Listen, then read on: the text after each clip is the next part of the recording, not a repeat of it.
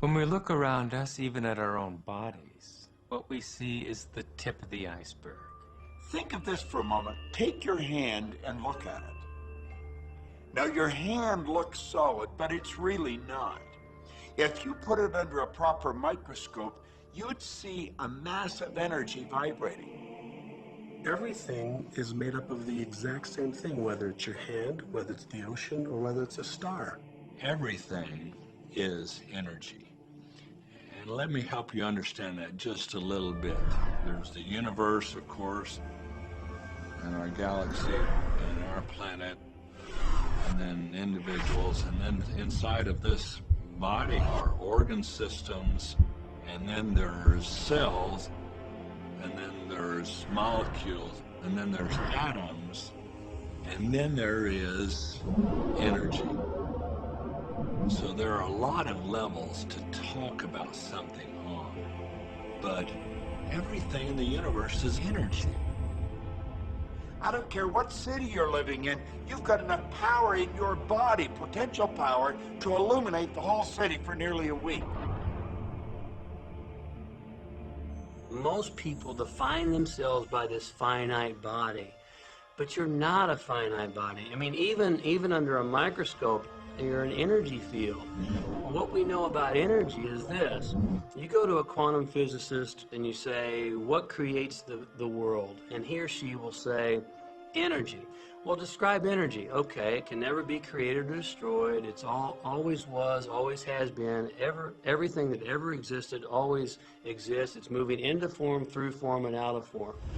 Okay, great. You go to a theologian and you ask the question, what created the universe? And he or she will say, God. Okay, describe God. Always was and always has been, never can be created or destroyed, all that ever was, always will be, always moving into form, through form, and out of form. You see, it's the same description, just different terminology. And so if you think you're this meat suit running around, think again. You're a spiritual being. You're an energy field operating in a larger energy field. We're all connected. We just don't see it. There isn't an out there and an in here. Everything in the universe is connected. It's just one energy field. You are extensions of source energy. And you are here in these magnificent bodies. But your bodies have distracted you, for the most part, from who you really are. You are source energy. You are eternal beings. You are God force. You are that which you call God. Scripturally, we could say that we are the image and the likeness of God. We could say we are another way that the universe is becoming conscious of itself. We could say that we are the infinite field of unfolding possibility. All of that would be true. Every great tradition has told you that you were created in the image and the likeness of the creative source. That means that you have God potential and power to create your world, and you are. You are. And maybe you've created things to this point that are wonderful and worthy of you, and maybe you haven't. The question I'd ask you to consider is, do the results you have in your life, are they what you really want? And are they worthy of you? If they're not worthy of you, then when would now be the right time to change those? Because you have the power to do that.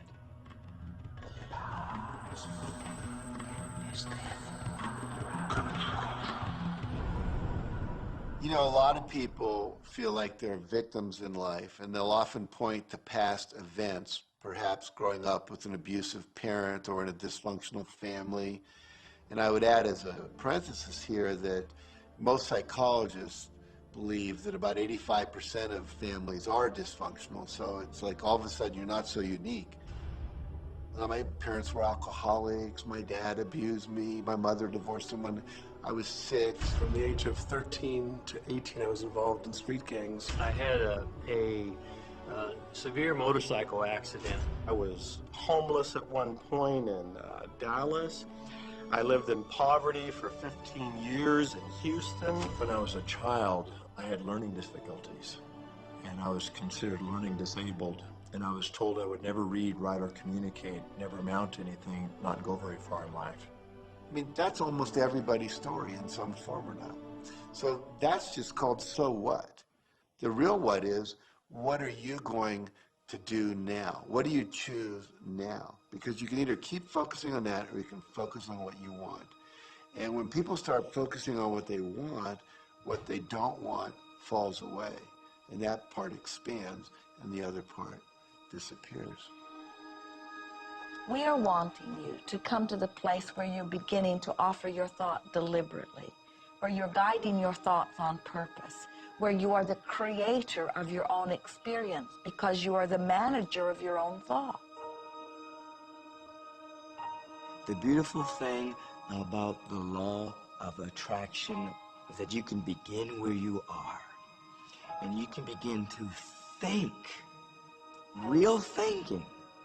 And you can begin to generate within yourself a feeling tone of harmony and happiness. The law will begin to respond to that.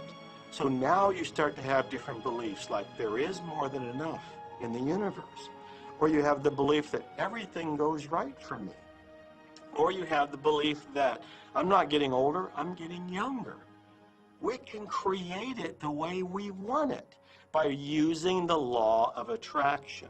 And you can break yourself free from your hereditary patterns, cultural codes, social beliefs, and prove once and for all that the power within you is greater than the power that's in the world.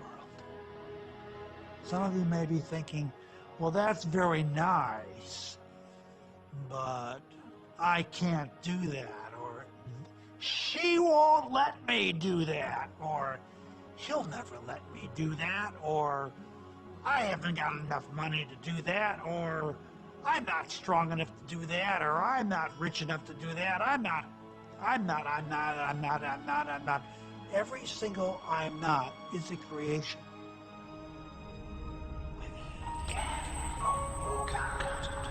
You are right. Are there any limits to this? Absolutely not. We are unlimited beings. We have no ceiling. The capabilities and the talents and the gifts and the power that is within every single individual on this planet is unlimited.